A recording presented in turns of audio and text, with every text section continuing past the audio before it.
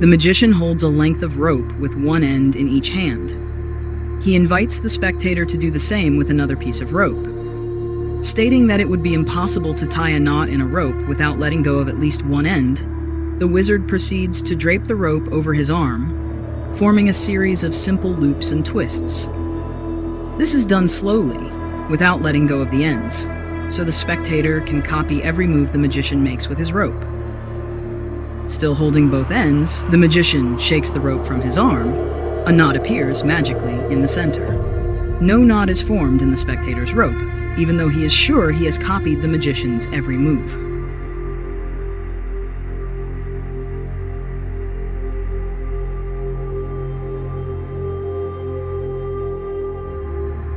You need 2 ropes, each about 4 feet in length, one for yourself and one for a spectator. Hold your rope near the ends between the thumb and index finger of each hand, with the rope hanging down. Bring your right hand inward toward you and drape the rope over your left wrist. Draw the right end of the rope downward and beneath the hanging loop. This divides the loop into 2 sections, left and right.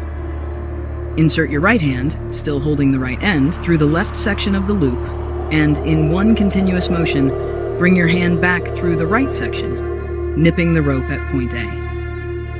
Another way to describe this: your right hand, still holding its end, goes into the loop, picks up point A on the back of your right wrist, and pulls it out through the loop to form the setup in step 5. Without releasing either hand, move your right hand back to the right, bringing the nipped rope with it. Point A now rests on the back of your right wrist. This part is the hardest to visualize. Try it in your hands until it matches the step 5 position. Move your right hand level with your left and pull the rope taut so it forms a crisscross pattern between your wrists.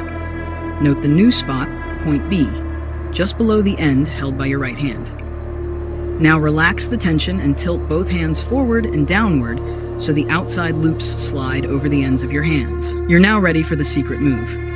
As the rope begins to fall off your wrists, your right hand secretly releases its end and grasps the rope at point B. As the loops slide completely off your hands, draw them apart. At the same time, release the right end with your thumb and index finger and secretly grab point B with your other 3 fingers. The motion of the falling loops hides the switch completely. That's the secret. When you pull your hands apart, the right end of the rope automatically threads through the little loop, forming a knot in the center. Your right thumb and index finger then resume their original grip on the rope's end, so everything looks the same, except now there's a knot where there shouldn't be.